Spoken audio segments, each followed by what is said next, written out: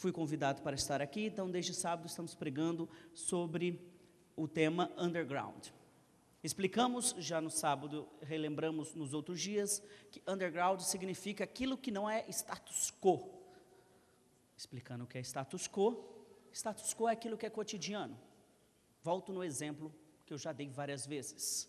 Um político ladrão, se você ver essa notícia na televisão, é status quo, é comum.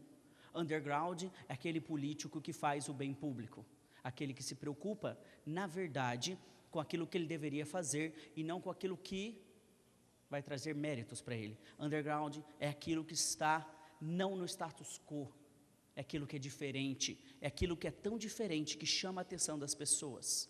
Ser cristão é ser underground. Falamos no sábado, tanto pela manhã quanto pela noite, sobre a história de João Batista, um dos personagens que eu mais gosto na Bíblia. Falamos que João Batista, usamos o texto de Lucas 3, Lucas capítulo 3, você pode ler depois em casa se você não acompanhou. Falamos que João Batista preparou o caminho para Cristo, é aquele ser enviado, um ser humano enviado, olha a missão que ele tinha, enviado para preparar as pessoas para receber o Cristo Jesus. Uma missão extraordinária. Só que em vez dele pregar na igreja daquela época, que era o templo, mostramos que na verdade, quando política e religião se misturam, as coisas começam a se desandar. Se você for lá depois e ler Lucas 3, principalmente o verso 2, nós falamos que havia um erro. Em vez de ter um sumo sacerdote, tinha uns dois. Então falei, em vez de Deus estar no templo, ele estava no deserto gritando. Quando nós, seres humanos, expulsamos Deus, isso acontece todo momento, a todo instante. Então falei que isso não era algo exclusivo do Israel antigo. Isso aconteceu no Jardim do Éden, isso aconteceu com Israel antigo, e falei também a partir de Apocalipse 3:20, eis que estou à porta e bato, se alguém ouvir a minha voz, entrarei e cearei com eles. Falei que essa imagem não é nada bonita, é uma imagem triste, porque na verdade Jesus está fora da igreja de Laodiceia. A igreja de Laodiceia, ou seja, nós, hoje, eu e você, também expulsamos Jesus de nosso meio, tanto quanto os primeiros cristãos, judeus, nossos primeiros pais no Jardim do Éden, o fizeram. Nós sempre expulsamos Deus de nossas vidas, porque nós achamos que nós somos autossuficientes. Política, religião não se mistura, mas na verdade, Deus e nós também muitas vezes não conseguimos nos misturar, porque nós corremos de Deus. Mas falei para não ficarmos preocupados, porque na verdade o Evangelho, desde o Jardim do Éden até hoje, é um só. Por mais que nós continuemos a expulsar Deus de nossas vidas, Deus continua a correr atrás de nós. Correu atrás de Adão e Eva, correu atrás do povo de Israel, mesmo tendo que gritar do deserto, e ainda está à porta e bate da igreja de Laodiceia, porque Deus quer que nós, hoje, assim como Ele quis, com que toda a raça humana do passado, o atenda, o aceite. João Batista, eu gosto muito de João Batista. Falamos então que ele preparou o caminho, batizou Jesus, isso é extraordinário. Depois ontem pulamos para o verso, capítulo 16. Lá no capítulo 16, nós trouxemos, 16 de Mateus, hoje é 11. No capítulo 16, nós trouxemos uma coisa extraordinária. A pergunta crucial do cristianismo, na verdade a pergunta crucial da raça humana. Quem diz o povo que eu sou? Começa Jesus. Depois ele fala, quem você diz que eu sou? E ontem concluímos com uma das lições mais maravilhosas do Evangelho. Quando Pedro olha para Jesus e diz, tu és o Cristo, ou seja, tu és aquele que nós, como raça humana, temos corrido constantemente, e é o único que pode nos salvar. Jesus olha para Pedro e diz o quê? A partir de agora, tu és Pedro. Por mais irônico que pareça, Pedro só passou a ser Pedro a partir do momento que se encontrou com Cristo. Falamos ontem, então, que eu e você só temos identidade verdadeira, passamos a ser seres humanos e não mais bonequinhos, a partir do momento que nós aceitamos Cristo como Senhor e Salvador de nossa vida. Porque quem nos dá identidade é quem nos criou. A partir do momento que nós falamos, tu és Cristo, Cristo olha para nós e diz, você é Rodrigo, você é Mateus, você é João, você complete o seu nome. A partir do momento que aceitamos Cristo, nós passamos a ser alguém. Falamos também que a partir do momento que nós aceitamos a Cristo, nós temos uma missão.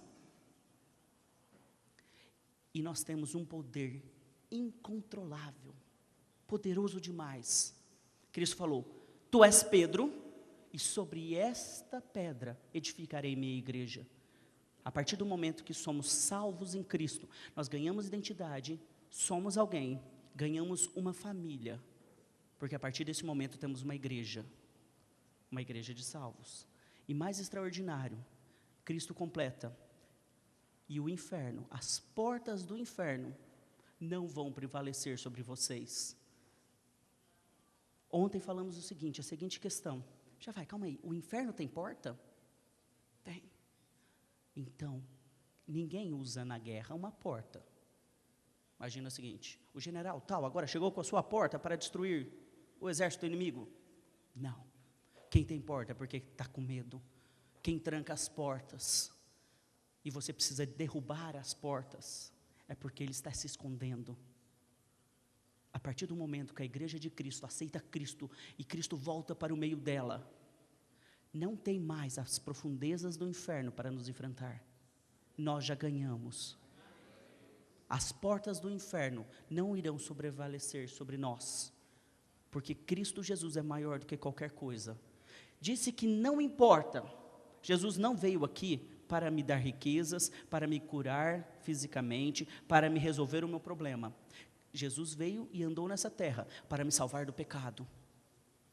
E se for curado de um problema físico, é para a honra e glória de Deus isso.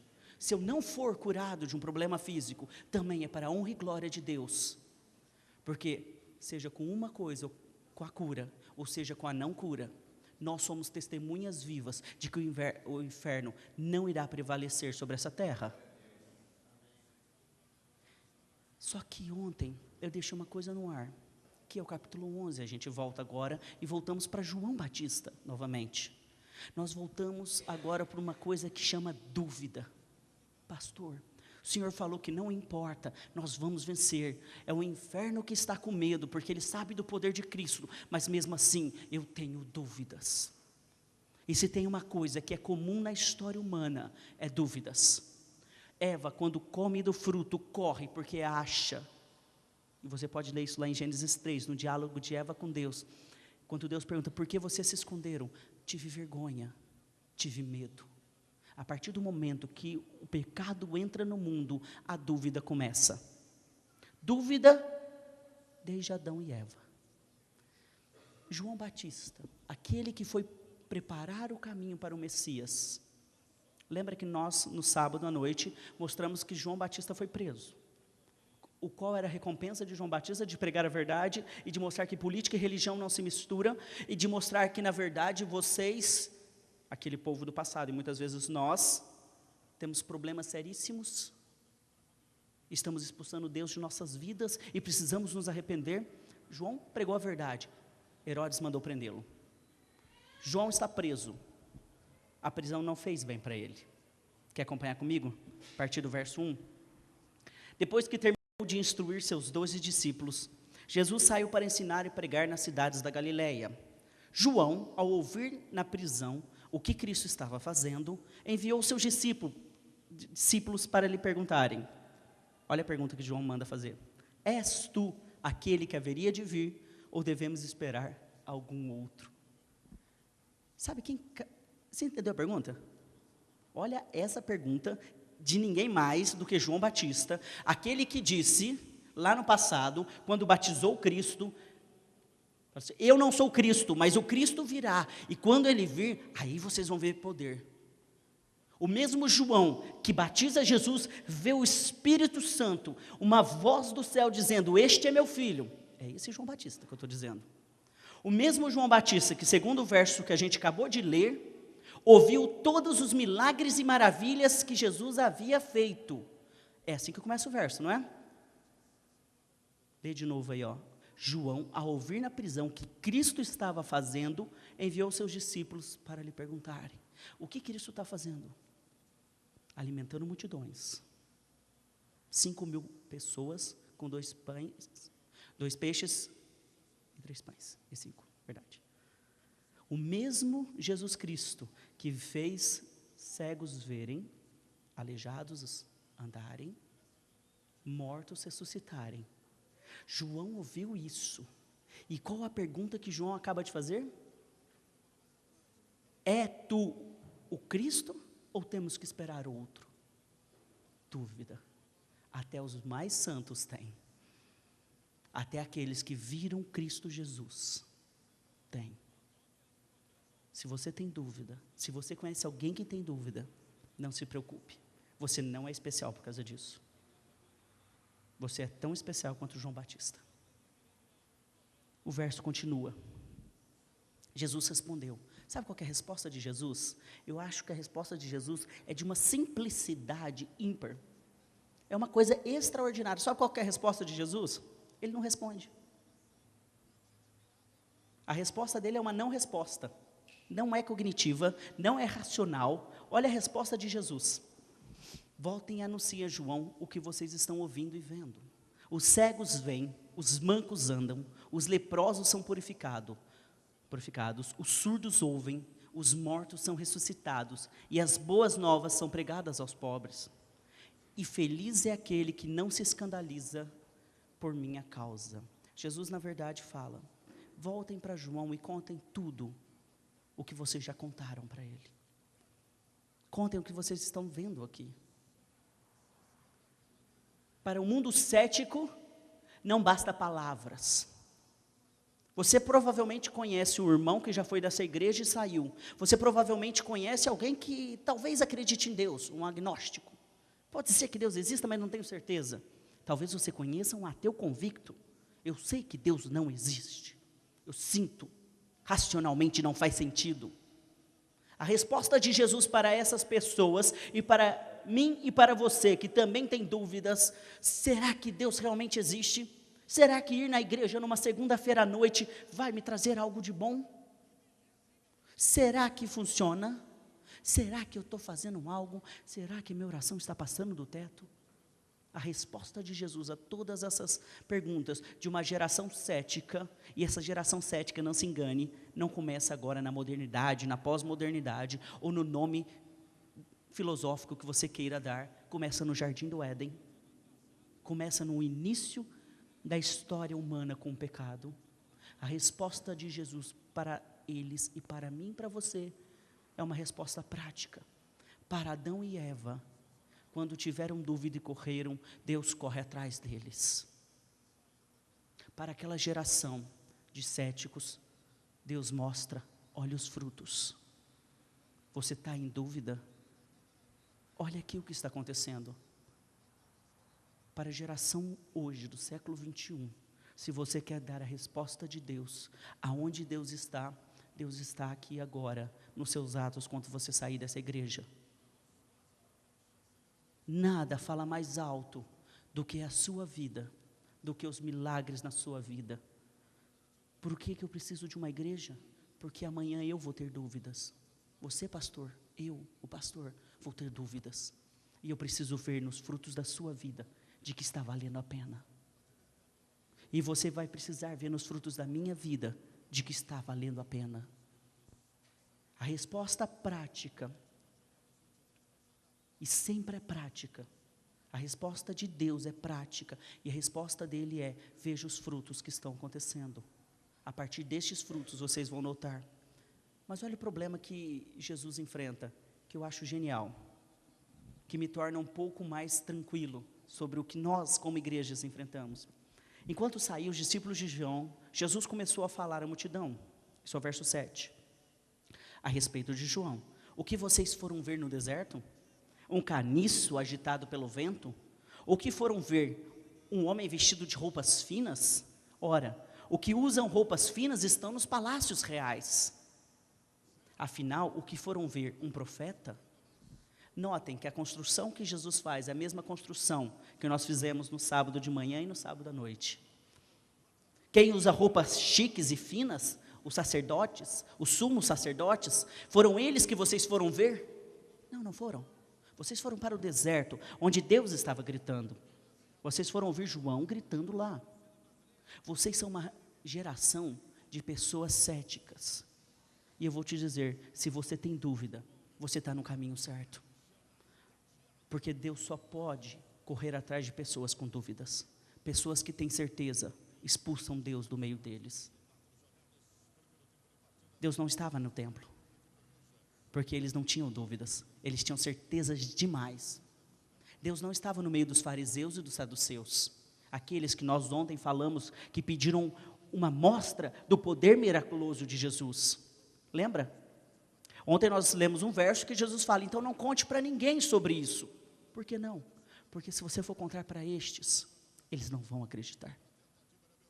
Eles têm certezas demais, eles não têm dúvidas. Se você tem dúvida, você está no caminho certo. Porque Deus pode te alcançar. Deus pode correr até você. Deus pode mostrar os frutos para você. Se você tem certezas demais, cuidado. Você vai transformar a casa de Deus em política. E você vai acabar expulsando Deus do meio nosso. Você vai acabar expulsando Deus do meio da sua vida. Sempre, como pessoas, como indivíduos e como igreja, que temos certezas demais, acabamos expulsando Deus. Fariseus eram isso. Qual o perigo do farisaísmo moderno? É nós termos tanta certeza que somos a igreja certa e que tudo que nós fazemos é bom e justo, que eu não preciso mais de ninguém. Eu me basto. Aí, Deus não pode te convencer. Deus não pode trabalhar com você.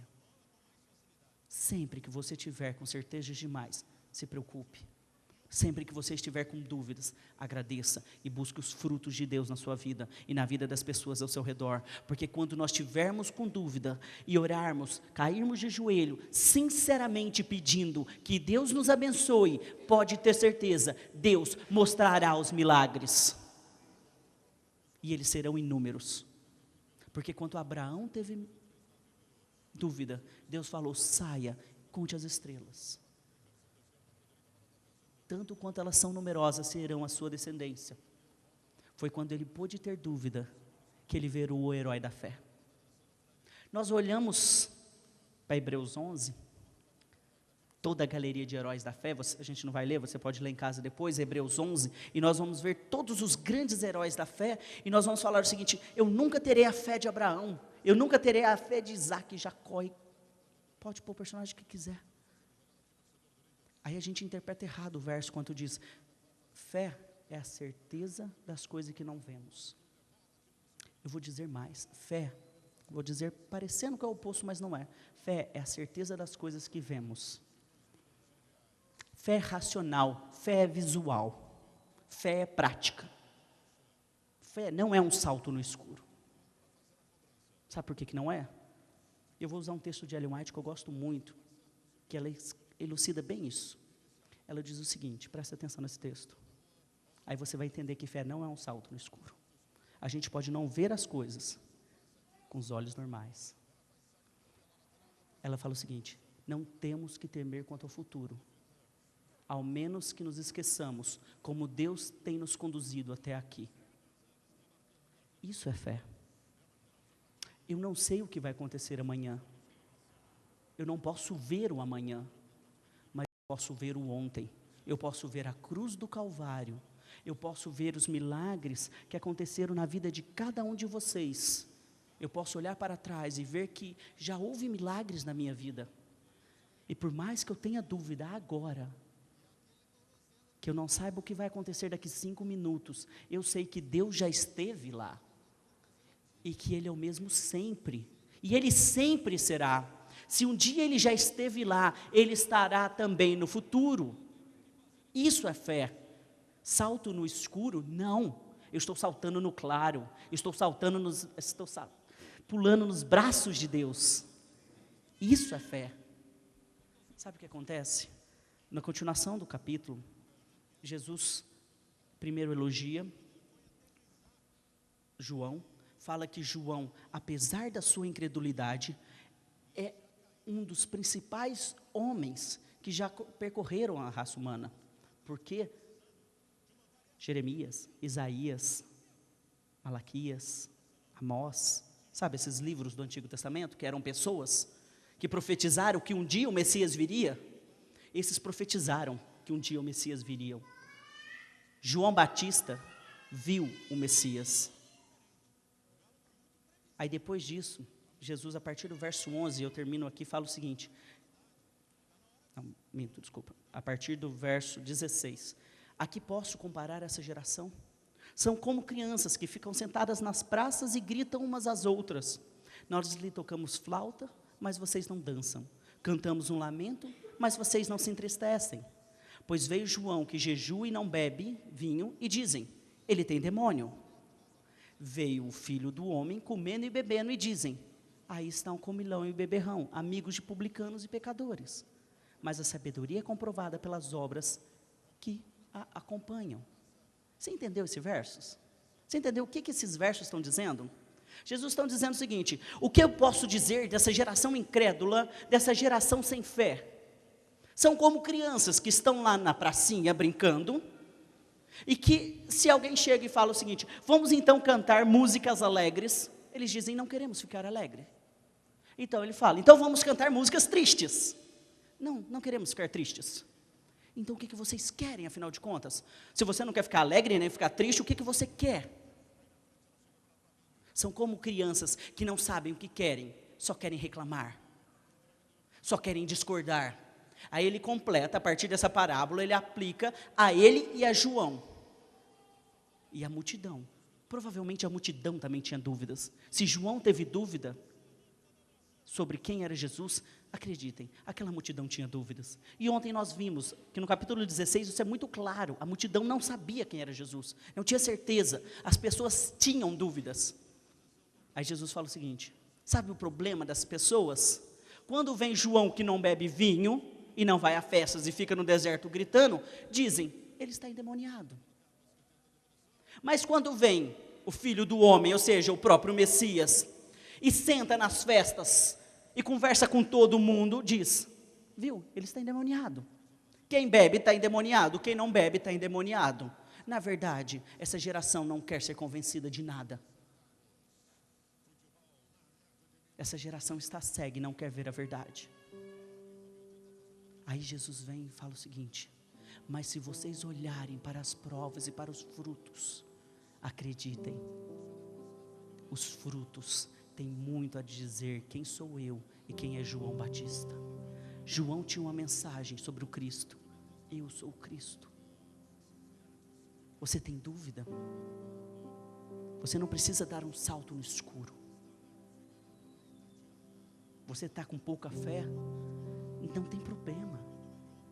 Ter dúvidas, ter problemas com a nossa fé é normal, faz parte da jornada de ser seres humanos falhos e pecadores. Mas sempre que você estiver em dúvida, sempre que você estiver desanimado, sempre que um problema for grande demais para você enfrentar, e você achar que amanhã você não sabe o que vai acontecer, não se preocupe, é verdade, você não sabe o que será de amanhã. Pode ser que a cura venha, e amanhã você vai ser uma bênção para todas as pessoas, mostrando que o seu Deus é o Deus do impossível. Mas pode ser que a cura não venha, e que amanhã, na verdade, estaremos chorando pela falta que você fará. Mas se você olhar para trás, para tudo que Deus já te deu até agora, para tudo que Deus fez na sua vida, na vida desta igreja, na vida das pessoas ao seu lado, você verá que você não está desamparado e nunca esteve. Você notará que a fé não é mais um salto no escuro, mas é um salto nos braços de Deus, de um Deus que sempre esteve lá, de um Deus que esteve na cruz do Calvário, para que você e eu pudéssemos ter vida e vida eterna. Se a dúvida vier, abrace-a. Pare de olhar para frente e olhe para trás. Se o desânimo vier, tudo bem, você é humano, mas saiba, o melhor dos humanos um dia na cruz do Calvário disse, está consumado. O seu problema já está consumado. A solução virá, porque Ele já veio. Se você tem dúvidas, conheça alguém que vai sanar todas as suas dúvidas.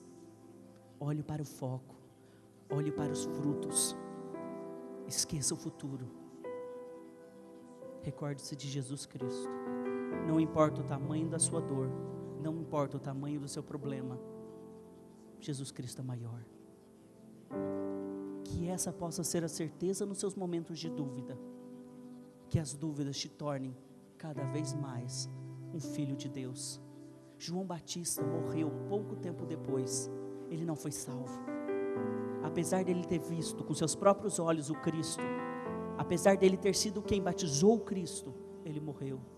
Mas eu acredito que veremos ele nas mansões celestiais. E lá sim, a coroa dele está guardada. Ele fez o que ele tinha que fazer. Ele foi a bênção para que hoje você pudesse receber essa mensagem. Não importe para onde você vai, seja a bênção de Deus na vida de todos. Seja um milagre que as pessoas precisam ver. Para o mundo cético, mostra as suas obras, mostra o seu Deus. Vamos orar. Pai querido, Senhor amado, temos tantas e tantas dúvidas, temos incertezas maiores do que nós mesmos, temos problemas financeiros, problemas de saúde, temos pessoas céticas que não acreditam, queremos pregar ao mundo, mas somos um povo tão pequeno e o mundo é tão grande, Pai, que nós não sabemos o que fazer. Por favor, meu Pai, que essas dúvidas permaneçam sempre em nós, que apesar de não sabermos o que será do amanhã, possamos sempre saber que o ontem foi a cruz do Calvário, e que a cruz do Calvário seja, Pai, para toda a nossa vida, a maior fonte de inspiração e de certezas, não porque saibamos, Pai, se iremos ou não sobreviver, mas porque sabemos que sobrevivendo ou não, seremos uma bênção, porque nos agarramos na verdadeira fonte de certeza, Cristo Jesus. Que Ele possa suprir as nossas dúvidas, que Ele possa ser sempre aquele que corre atrás de nós, quando nós fugimos dEle. Continuaremos a fugir, mas obrigado pela certeza de que o Senhor continuará a correr atrás de nós. Que quando eu tiver dúvida, essa igreja me ajude a levantar. Que quando essa igreja tiver dúvida, que eu possa ajudá-la a levantar. E assim, caminharemos juntos, até que um dia estarmos nas mansões celestiais, onde não haverá pranto, nem dor, nem choro, nem dúvidas. Obrigado por essa certeza. Em Cristo Jesus te agradecemos. Amém.